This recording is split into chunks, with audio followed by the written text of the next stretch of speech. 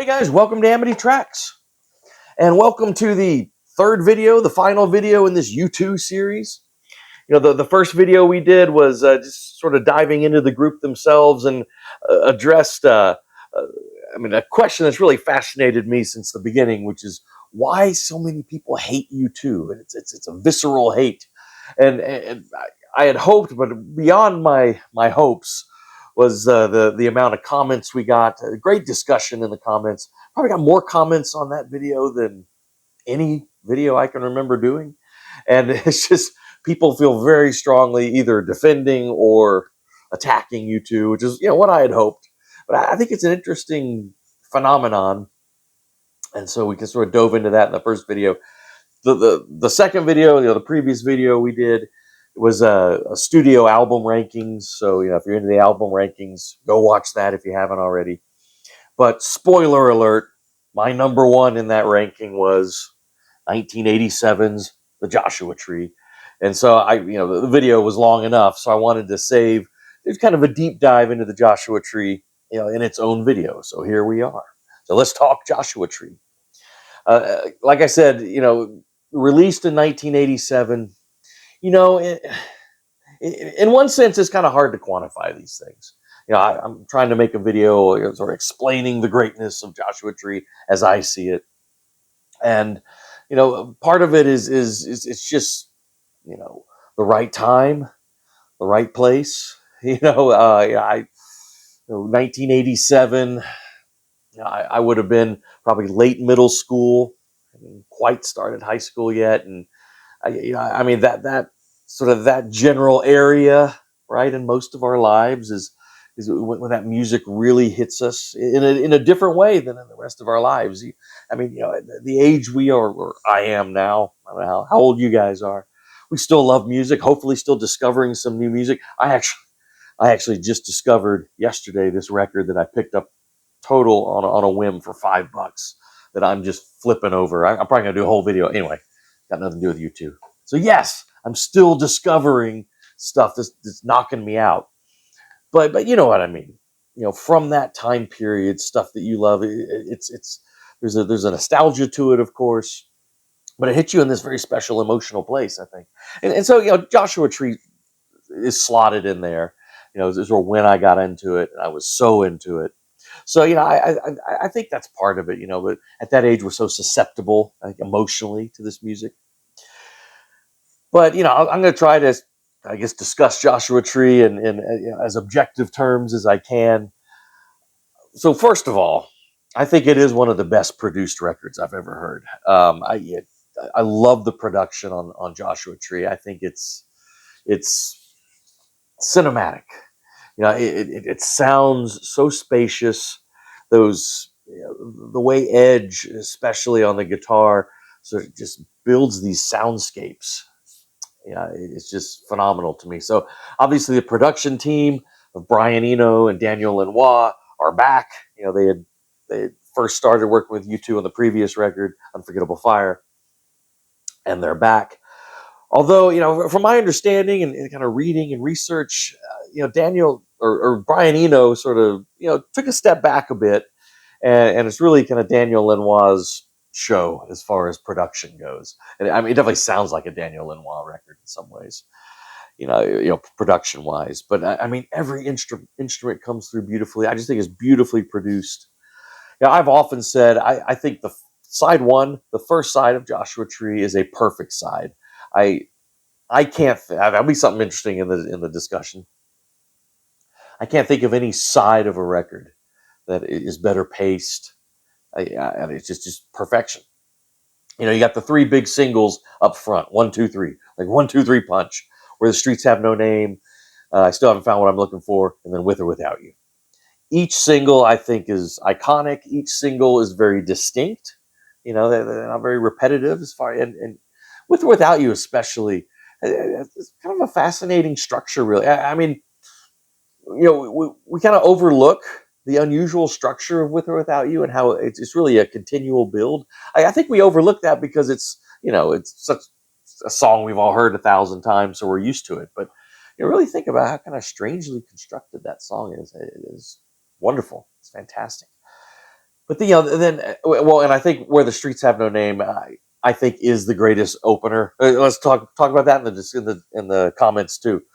Can you think of a better album opener than Where the Streets Have No Name? I can't. It just is the that sort of church organ, and then Edge's arpeggios come fading in, the bass and the drums from Larry and Adam, and it's just, I don't know. The first 2 minutes is all instrumental, and it's just explodes. Just so great. Also, I think one of the greatest concert openers too. I saw them on that tour, and it was, I can't think of a better concert opener either. Really rousing. But even after the first, the three singles, got "Bullet the Blue Sky," kind of one of their hardest Edge songs, very political song, but very well done. Edge's guitar on there is fantastic. And then, of course, "Running to Stand Still," closing that side. Um, a very personal song in some ways, about heroin and kind of the heroin epidemic, and I think someone that Bono knew, in Dublin. But that song has such a kind of a universal feel to it that it doesn't have to be about heroin, And I mean, I love "Running to Stand Still." Now, side two isn't quite as strong, but to me, "In God's Country" is the only song that sort of reaches the heights of the first side, but still very interesting, very good. "One Tree Hill" is great. Yeah, so yeah, it's just one well, perfect side, and one of the most perfect albums. I mean, I've ever heard. You know, um, I mean, it's I guess an exploration of U2's America, right? They how serious they got. You can see it sort of becoming almost parody and rattle and hum, of course. But yeah, there's a long tradition, of viewing America through immigrants' eyes. And these guys, not from America, but fascinated by America, as many people in other countries are, and they got to come over here and explore it.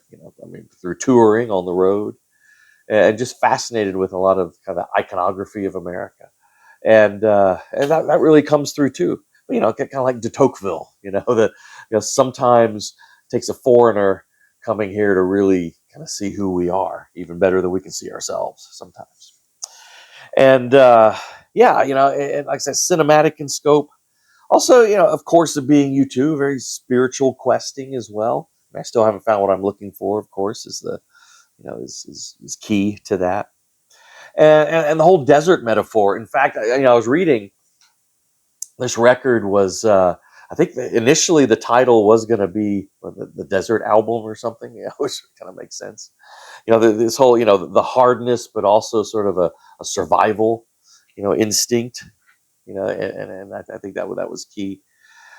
You know, I mean, I have a lot of copies of this, so this is my original. This is my original copy, and of course, I bought, they remastered, reissued it on double vinyl. I bought that. I gotta say, I mean, this does sound good. But maybe it's just nostalgia. But even with some of the cracks and pops, nothing sounds like my original copy to me, at least. But yeah, so I bought that, and of course, I've been talking about these and all the YouTube videos. I think U2 did the best job, of any band I can think of with these deluxe editions. Of course, the Joshua Tree Deluxe Edition is no different, with the album on one CD, and then a whole other CD of all the B-sides and outtakes. And you read the booklet in here.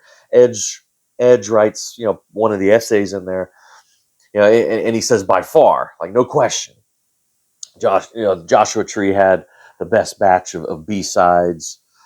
I don't know. I really like some of the experimental B-side stuff from Unforgettable Fire, but generally I agree with Edge. I think this is their strongest set of B-sides.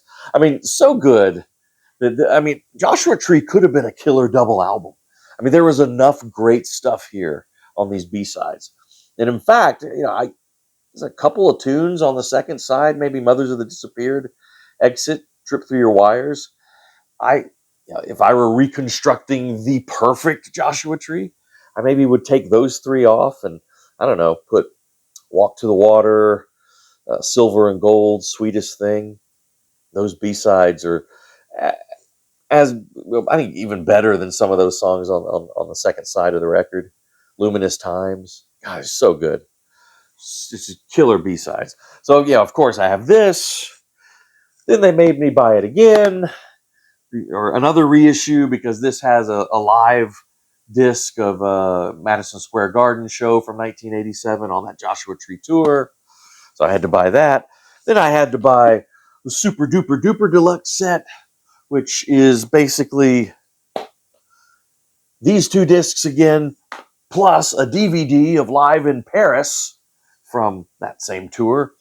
And there's a documentary in there, Outside It's America. I don't know if you ever watch these classic albums episodes. They're fantastic. But there's a Joshua Tree episode from that series. This I should do a whole video on this DVD series. Classic albums are so good, but they got a really deep dive into the musical construction of these albums. Anyway, so there's that. I mean, there's a lot out there, on the Joshua Tree stuff. I show you my other Joshua Tree stuff because why not? Got the kind of the big singles. Have these on 45 too, but I also have the bigger versions. There's Where the Streets Have No Name, which has Race Against Time, Silver and Gold, and Sweetest Thing as the B-sides. 3 B-sides on there. That's how many great songs they had. I still haven't found what I'm looking for. Has what's that have on there? Spanish Eyes and Deep in the Heart for the B-sides. Then the With or Without You single has Luminous Times and Walk to the Water as B-sides. And there's even more B-sides than that. And so as far as live material, like I said, I showed you some of that stuff on the some of these deluxe editions. This is my favorite though. This is basically a bootleg that I picked up at some point recently, or past couple of years. Tear Down the Walls, which is another show from the Joshua Tree tour. This one, Chicago, from 1987. And to me, it just sort of has the kind of the perfect set list, from that tour. I saw that tour in Houston, and at the old Summit, which is now a mega church. Joel Osteen's mega church. But anyway, used to be a place to see concerts where the Rockets used to play in Houston. But and that is just kind of one of those seminal moments for me, kind of concert moments. That Joshua Tree show really had an effect. I mean, I still remember, of course, the opening of Where the Streets Have No Name is perfect. Just a bad October. I mean, I just remember very clearly some of those performances. I also saw, it was a couple of years ago, what is the 30th? I don't know, I'm bad at math. 87, 30th anniversary. Was it 2017 now? I don't remember. But they did a 30th anniversary tour, I guess, where they, of course, played Joshua Tree in its entirety. I saw that 2017, I think. It just wasn't the same. I remember going and sort of being sad when first of all, they weren't bad, but it just I don't know what I was expecting. When I went in there, expecting to sort of recapture the original feeling that Joshua Tree gave me, and it's impossible to do. I can't recreate that show I saw in Houston.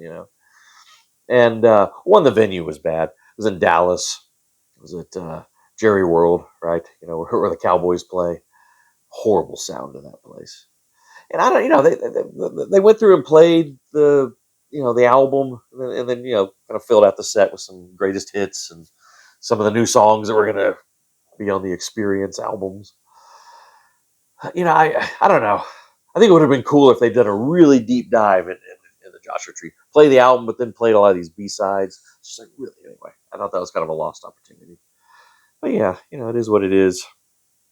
Let's talk about the visuals. Yeah, I do want to talk about the visuals of these photographs, because the album design, these photographs are almost as iconic as the music, right? And it was actually from these photo sessions, with the Joshua Tree, These photos were done by what, Anton Corbin? I'm saying that right. It's Corbijn, but Anton. So it's a great story. I kind of read about it. Anton and U2 basically drove out into the desert in California, Death Valley, and near Joshua Tree. Although these pictures actually weren't taken in Joshua Tree National Park, but within 100 miles or so. But it was more kind of near Death Valley where these photos were taken. Now, what about the Joshua Tree? Interesting story. That tree, where these photos were taken. There's the tree. Uh, I believe died. I read somewhere it was struck by lightning. I read somewhere else it just sort of died naturally around the year 2000. But the place is still sort of a pilgrimage site for U2 fanatics, and I've heard. I haven't been out there. I was out in uh, Joshua Tree National Park 2 summers ago. And I did find some Joshua trees that looked very much like the Joshua Tree, as you can see here. I tried to take some U2-esque, tongue-in-cheek photos out there, but yeah. So, but the Joshua Tree somehow disappeared around 2000. But people still go out to the spot. I mean, if you Google it and look on the internet, you can find out how to get there to the place. It's off Route 90 near Darwin, California. If that helps. That's what I read.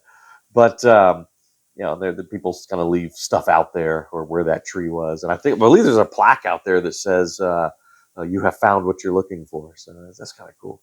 But anyway, yeah. So just iconic photography, and I think again kind of captures that whole soundscape, the whole kind of cinematic feel for for this album gives. One of my very, very favorite albums. Not just by U2, but by anybody. I mean, it's in. I'll just tell you, it's in my top 10. At some point, I do want to kind of do a favorite album countdown on here. I'm still trying to figure out how I want to do that without making it tedious, but I don't know. Maybe we'll do that soon. But yeah, Joshua Tree would be up there. So anyway, those are kind of my thoughts on Joshua Tree. You guys tell me do you love Joshua Tree? Are you just so sick of it? You think it's terrible? Let's talk Joshua Tree in the comments. What are your thoughts? What are your feelings on Joshua Tree?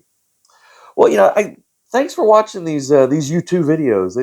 It's been fun to do. I've been wanting to do them for a while. But we are moving on to a very different band.